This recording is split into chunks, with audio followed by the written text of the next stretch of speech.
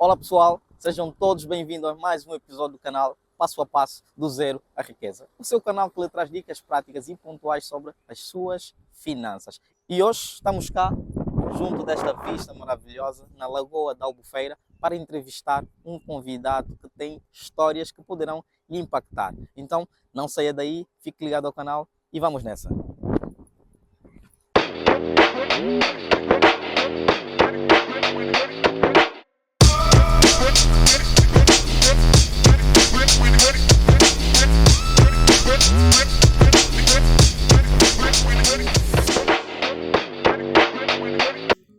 Ailton Belotti, seja bem-vindo ao nosso programa Passo a Passo do Zero à Riqueza. Como é que é estar em Portugal, do Brasil a Portugal?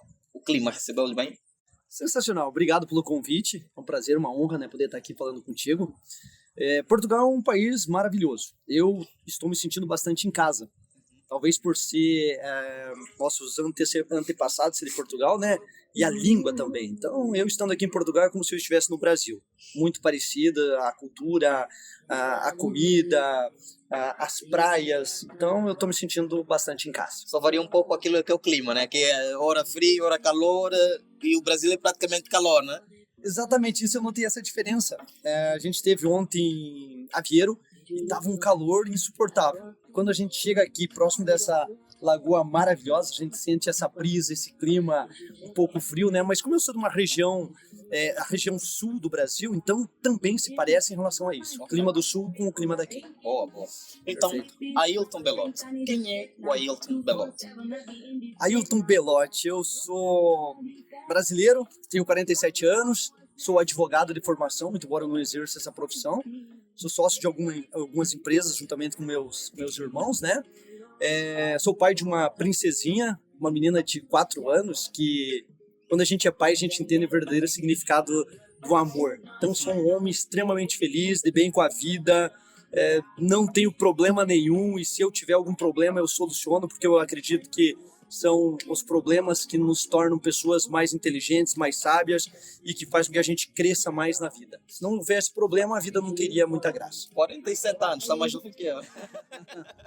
Obrigado pela tua gentileza. Muito obrigado. Mas, Ailton, onde é que parte a história do Ailton? Perfeito. Como eu sempre costumo dizer, eu sou o 11º filho de uma família de 14 irmãos. 14 irmãos. Nós falamos um pouco sobre isso, nós estamos quase na mesma vertente, só que eu ganhei, nessa parte eu ganhei, porque eu tenho 34 por aí. 34, quase o dobro, mas eu tenho uma particularidade diferente, né? Mesmo pai e mesma mãe. Então, somos todos irmãos do mesmo pai e da mesma mãe, né? Somos 14, exatamente. Uau. E a gente nasceu numa família extremamente pobre, meu amigo. Na minha casa não tinha luz, não tinha água, não tinha telefone, não tinha televisão, não tinha banheiro dentro de casa, sabe? E a água pra gente escovar os dentes, pra gente tomar um banho, pra gente cozinhar, era necessário andar em torno de 200 metros, pegar no córrego ou no poço. Então, a minha infância, ela foi bastante difícil em relação à questão material. Mas eu sempre fui uma pessoa extremamente feliz e nunca culpo a vida ou outras pessoas por tudo que acontece comigo. Eu costumo dizer que somos responsáveis por tudo o que acontece conosco. Então eu fiz o meu destino. E nesse trajeto de fazer o seu destino, conta-nos um pouco como é que foi o percurso inicial da sua história. Perfeito. Perfeito. Queremos perceber mais ou menos de onde é que o Ailton saiu, do teu zero até o ponto de onde está, porque eu já ouvi que fatura muito onde está. Claro. Então, como é que sai daquele zero para estar onde está? Bom, eu comecei a trabalhar, meu amigo, com 7 anos de idade, na roça junto com meu pai e meus irmãos, né? Com 10 anos, eu trabalhava de atendente de boteco na beira da estrada. 11 anos, eu fui boia fria, trabalhei de servente de pedreiro, ajudante de mecânico, operário de fábrica. Quando eu tinha 16 anos, eu saí da região sul do Brasil e fui tentar minha sorte, buscar o meu destino no Mato Grosso.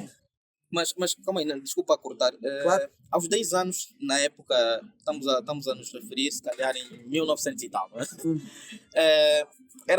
Era comum vermos crianças com 10 anos a trabalharem praticamente na beira da estrada e por aí fora, lá na sua zona. Na minha região, sim. A gente começava a trabalhar muito cedo.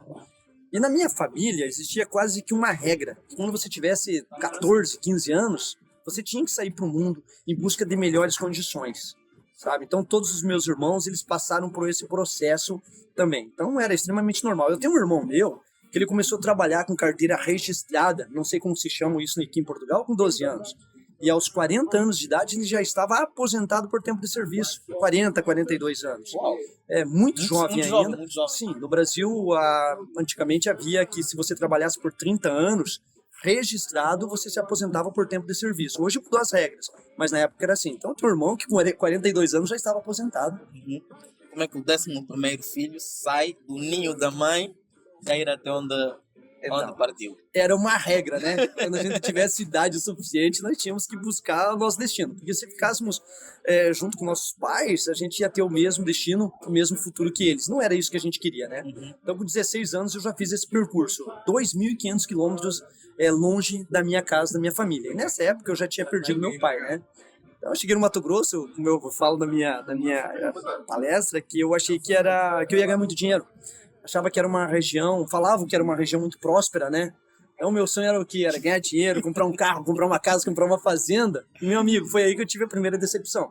Porque não foi nada disso que eu encontrei lá, meu amigo. Lá o dinheiro que eu ganhava mal dava para comer, sabe? Então, se eu pagasse café da manhã, almoço e jantar, eu ficava devendo dinheiro pro meu patrão. Então, foi um momento bastante difícil, mas eu costumo dizer que foi aprendizado. Eu aprendi muito com isso. Então, ou para que trabalhavas neste caso? Para nada.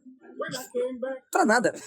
Porque, porque vejamos o seguinte, se você não consegue, tipo, estás a trabalhar num sítio, não consegues tirar um valor para o almoço e jantar ao mesmo tempo. E se você fizer isso, estás a dever o patrão. E o valor que você ganhava servia para quê? E você acredita que eu conseguia guardar dinheiro mesmo assim? Exatamente, porque eu tinha um sonho, tinha um objetivo. Eu tinha 2 irmãos que eram menores. E quando eu saí do sul, eles ficavam morando num barraco, sabe? Uma casa muito simples. E eu tinha um sonho de comprar uma casa para eles, dar uma condição de vida melhor, tanto para meus irmãos quanto para minha mãe. Então eu fazia isso também como uma forma de economizar, mesmo que fosse mínima coisa.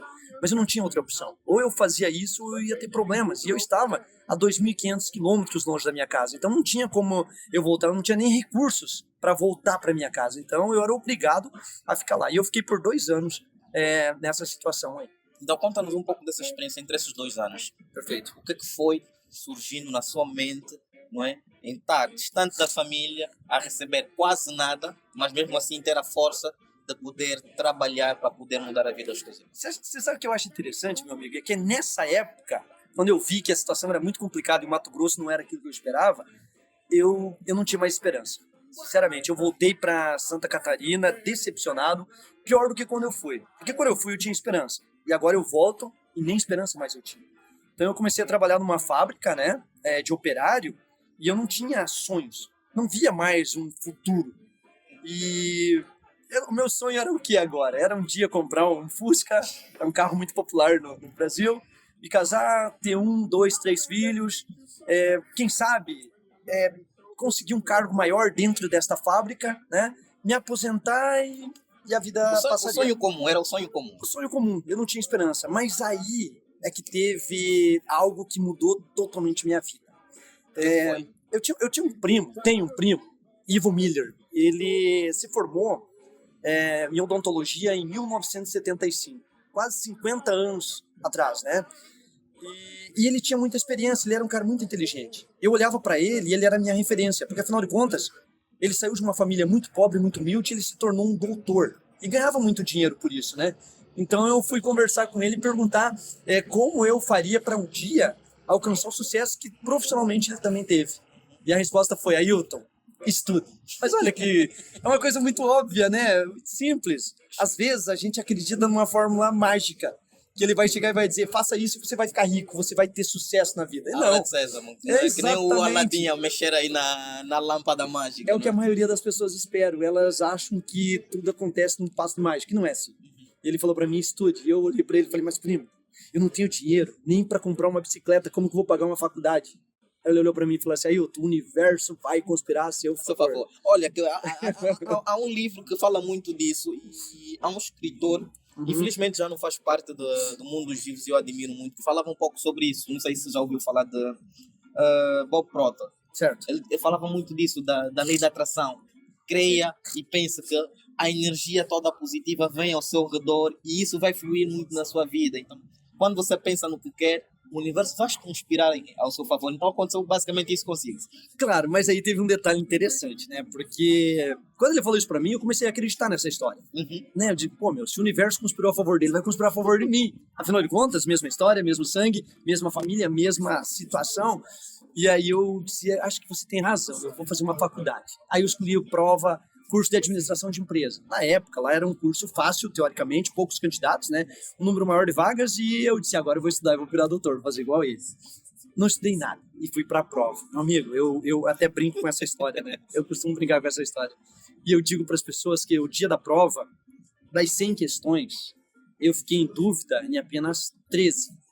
Porque as outras 87 eu tinha certeza absoluta que eu havia errado. Sabe?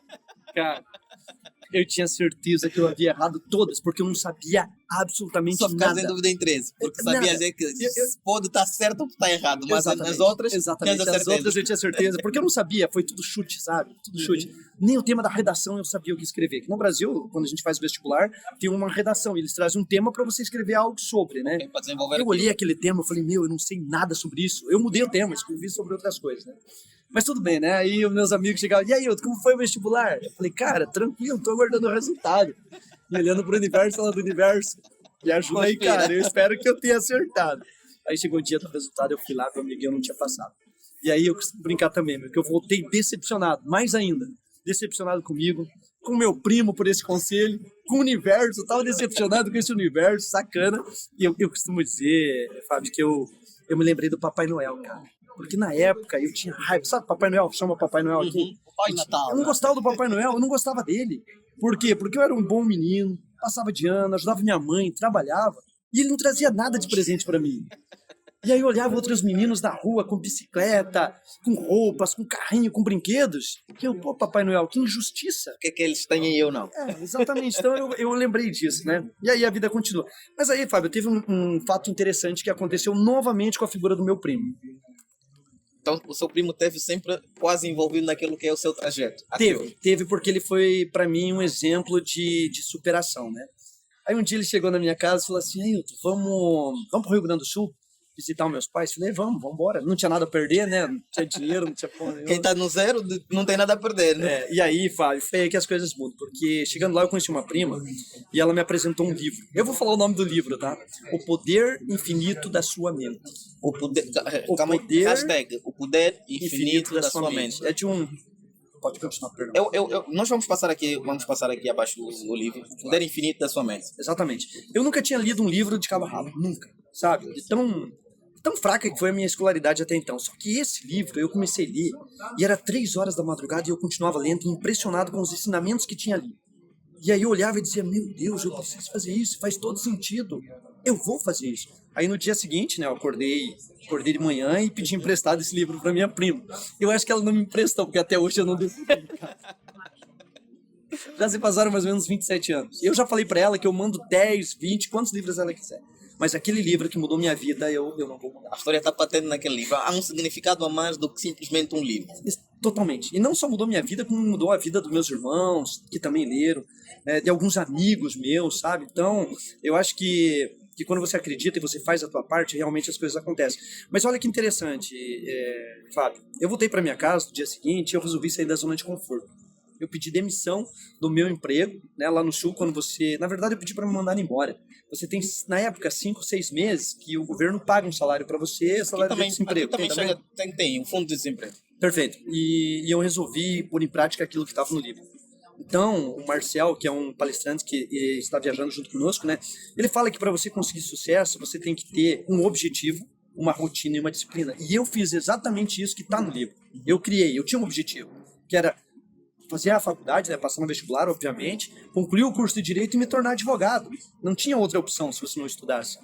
E aí o que eu fiz? Eu me matriculei num cursinho pré-vestibular e todos os dias eu acordava às 6 horas da manhã, estudava até às 8, tomava um café, voltava a estudar, estudava até o meio-dia, almoçava, voltava a estudar até às 5 horas, eu ia pro cursinho, estudava e voltava para casa em torno de 11 horas da noite. E eu fiz isso, Fábio, por 6 meses. 6 meses eu estudei.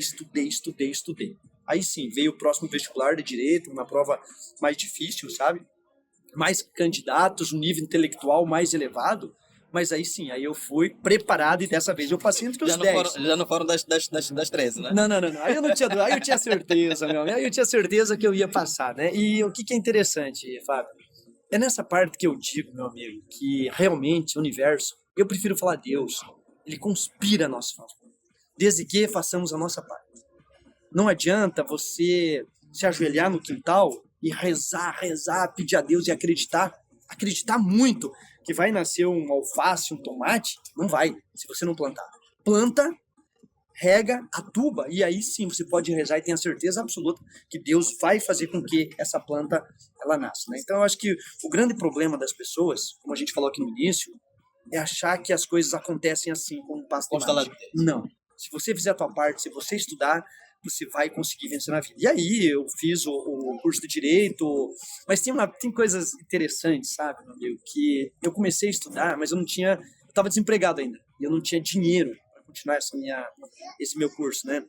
E no intervalo de férias, tudo mudou novamente, porque eu estava a ponto de desistir. Mas aí eu já estava preparado, né? Falei, pergunta alguma coisa, meu amigo, senão eu vou acabar...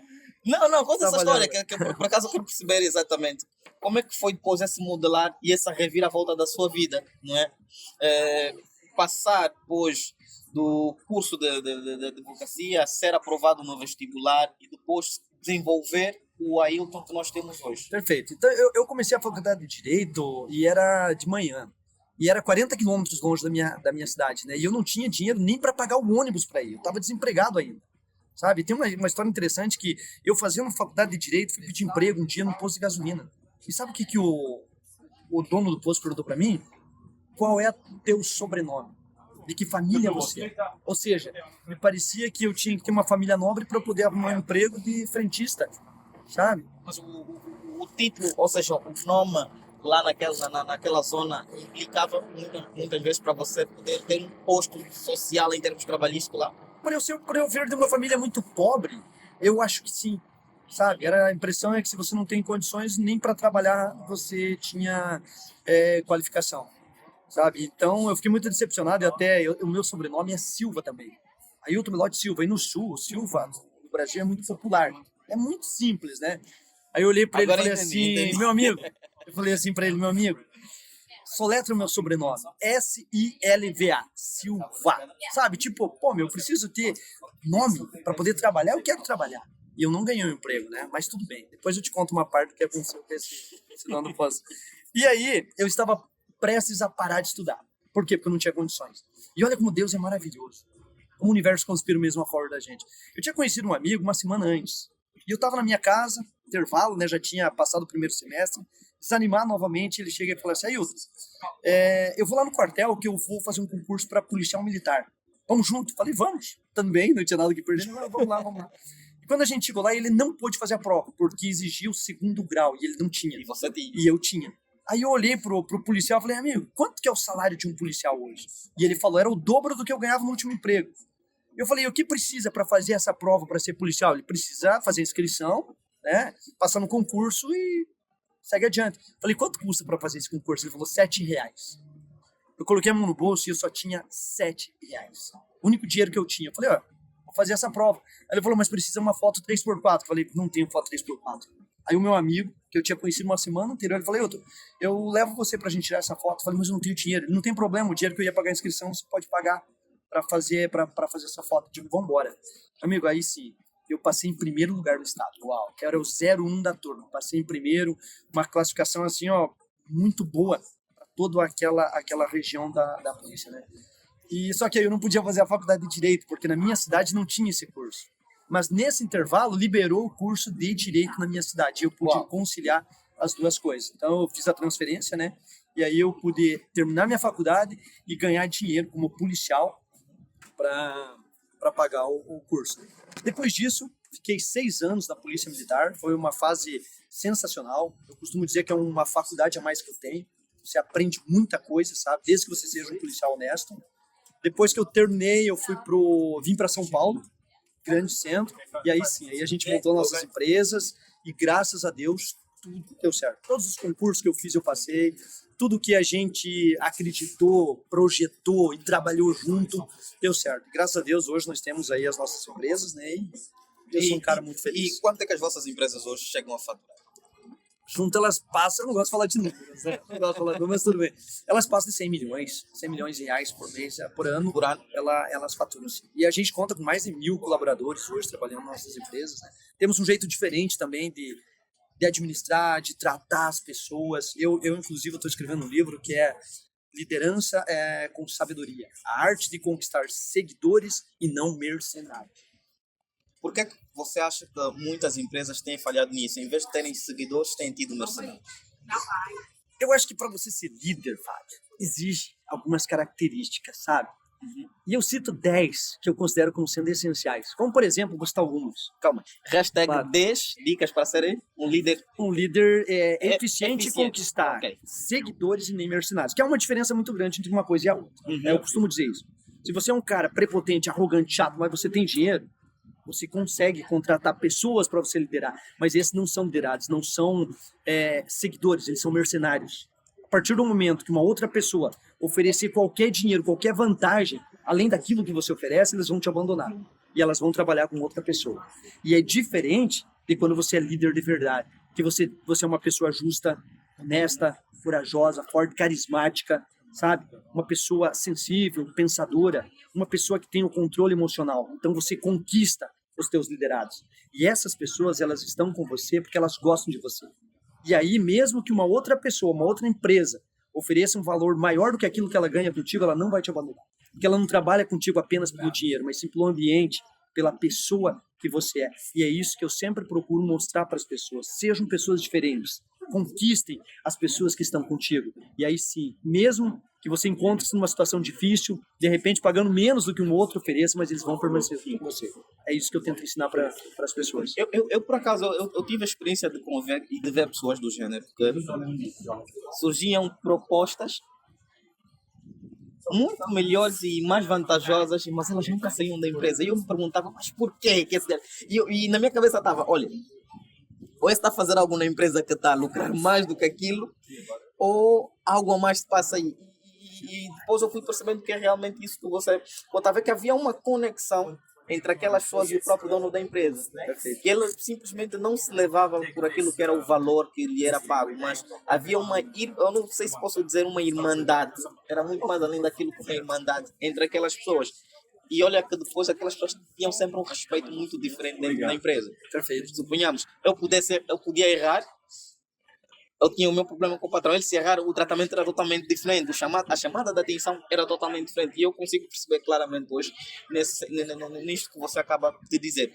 Mas, Ailton, nesse trajeto todo que você teve, o que mais te impactou e que experiências você levou para hoje ser o Ailton que você é? Eu acho que você tem que tratar as pessoas da mesma forma que você gostaria que as pessoas te tratassem, sabe? E eu digo que eu aprendo com todas as pessoas. Até com aquelas pessoas ruins, aquelas pessoas más. Por quê? Porque a gente aprende a não ser igual a elas. Então eu sempre levo a vida de uma forma muito leve, sabe? Eu acredito muito leviana, né? Muito leve, muito leve. Eu acredito muito em Deus e eu acredito muito no poder das palavras, do pensamento positivo, da alegria, sabe? Eu acho que as pessoas, às vezes, sabe, elas reclamam demais da vida.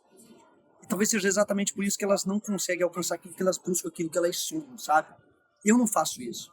Eu não reclamo. Eu não vejo um problema como algo ruim, algo mal, como um castigo de Deus. Às vezes eu vejo um problema como uma bênção. A gente costuma dizer, Fábio, que quando você pedir a Deus sabedoria, Ele não vai abrir o teu cérebro e colocar um chip ali dentro, né? Com sabedoria. Ele vai te dar o quê? Problemas, desafios, dificuldades, situações difíceis que você vai precisar enfrentar para aí sim você se tornar uma pessoa melhor, uma pessoa sábia. Então, eu não tenho problemas, meu amigo. Eu sempre estou me divertindo, eu sempre estou rindo, eu aceito aquilo que Deus me manda. E se alguma coisa acontece errado, eu não culpo os outros. Eu acho que a culpa é minha, autorresponsabilidade. Essa é uma palavra que eu acho fundamental para que você tenha sucesso na vida.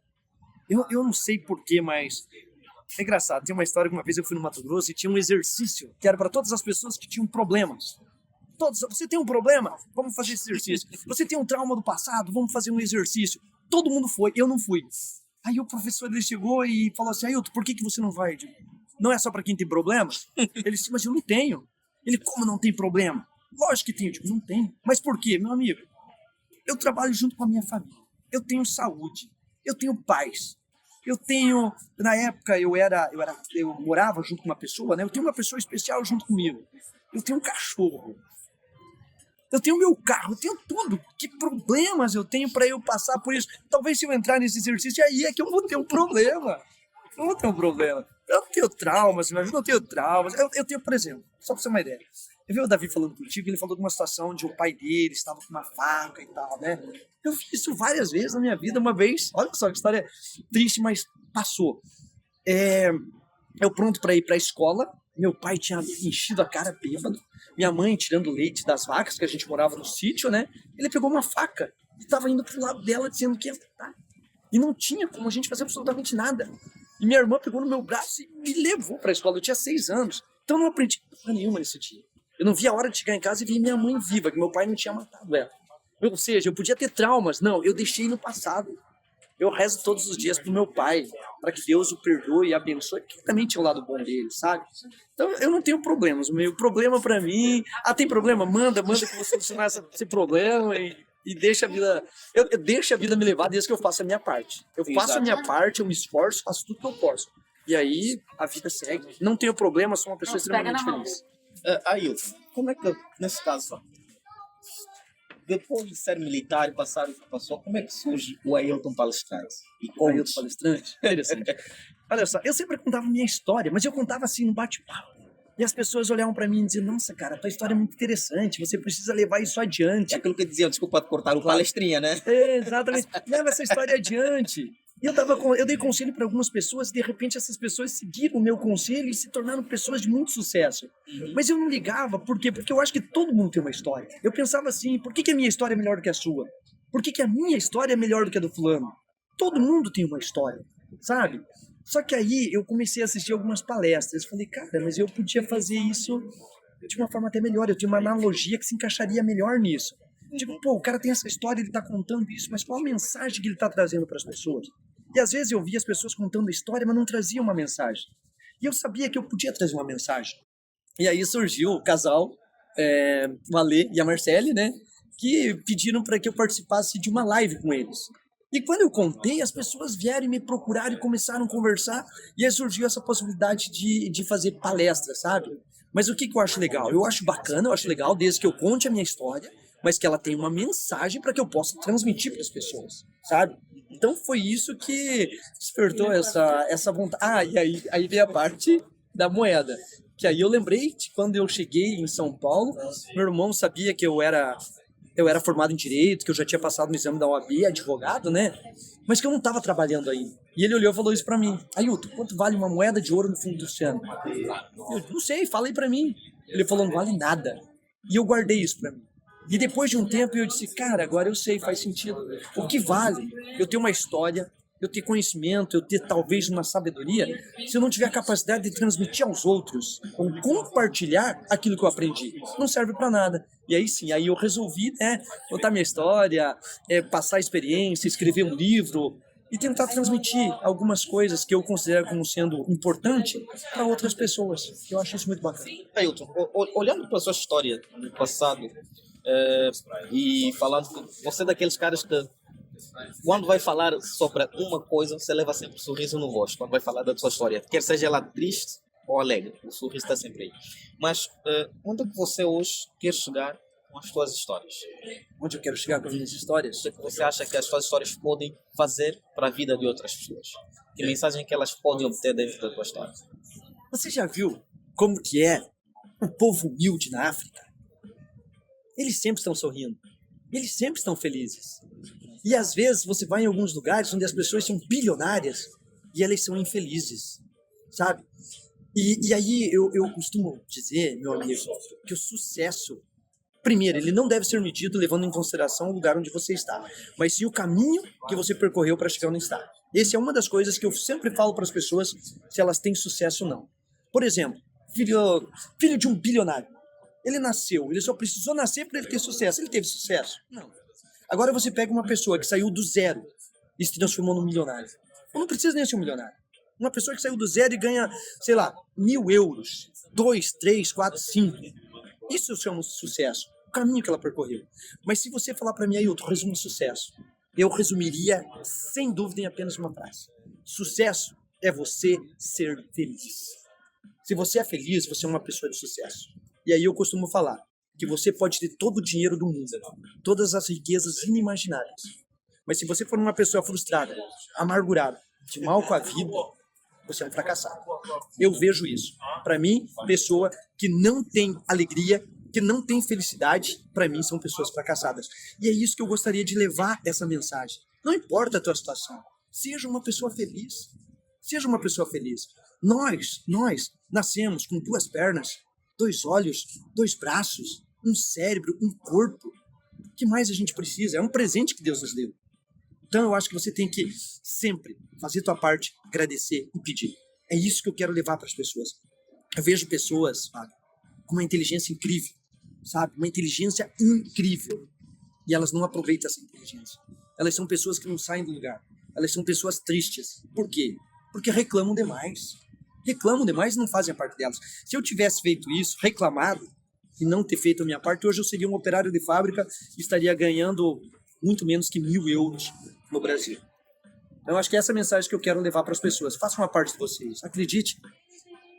A gente foi criado à imagem e semelhança de Deus. Logo, é muito simples interpretar essa parte. Deus fez o homem à sua imagem e semelhança.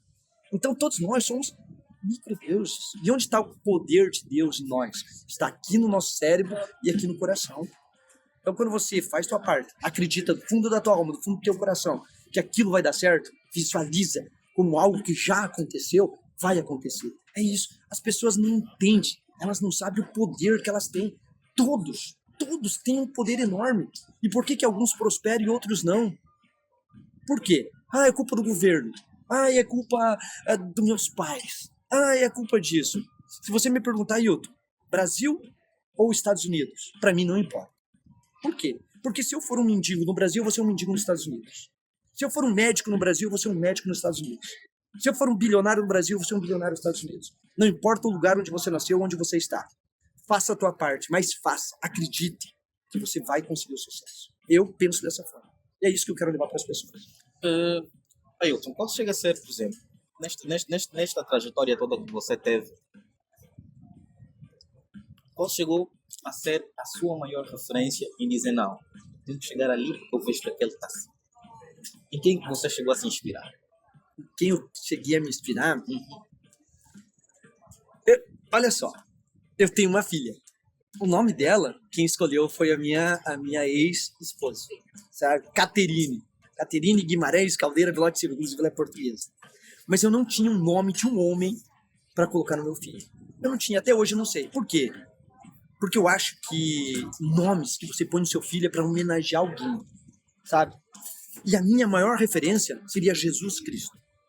Esse seria a minha referência. Jesus Cristo.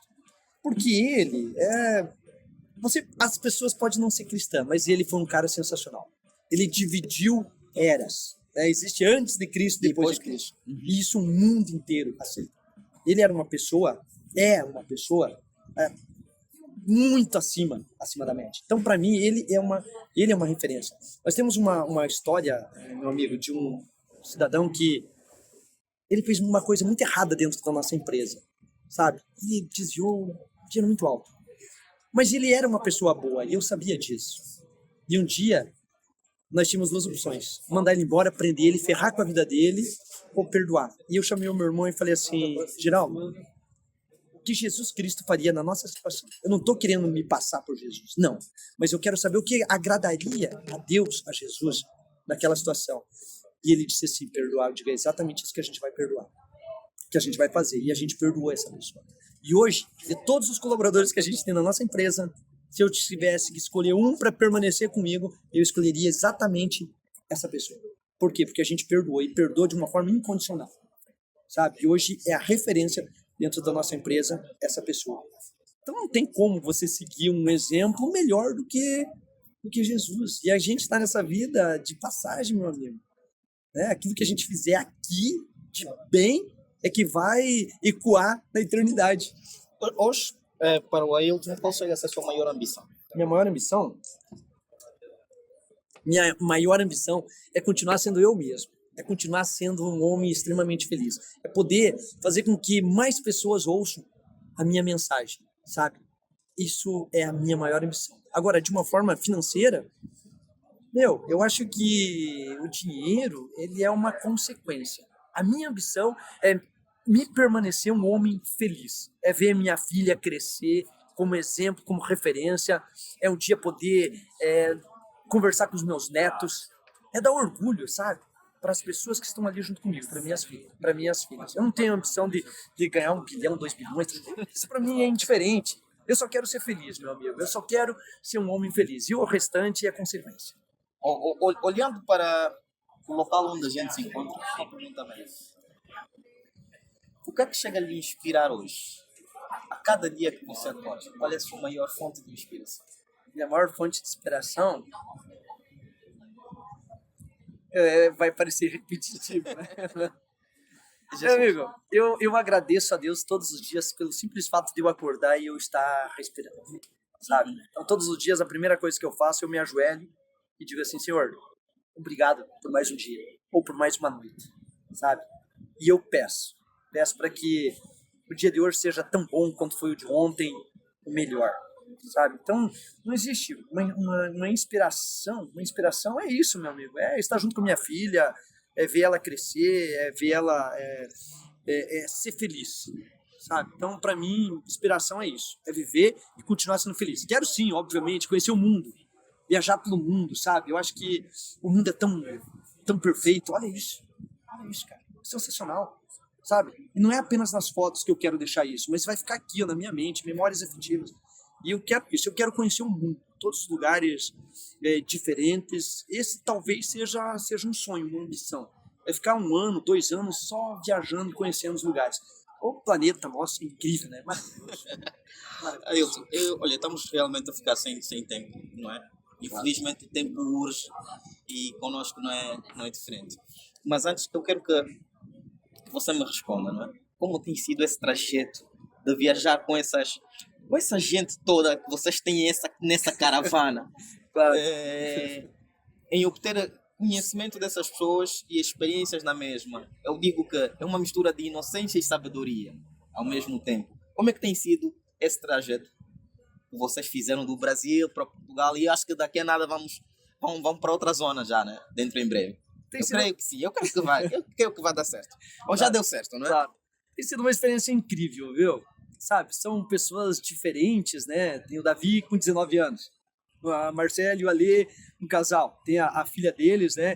Com 14 anos. O Marcel a gente já trabalha junto, né?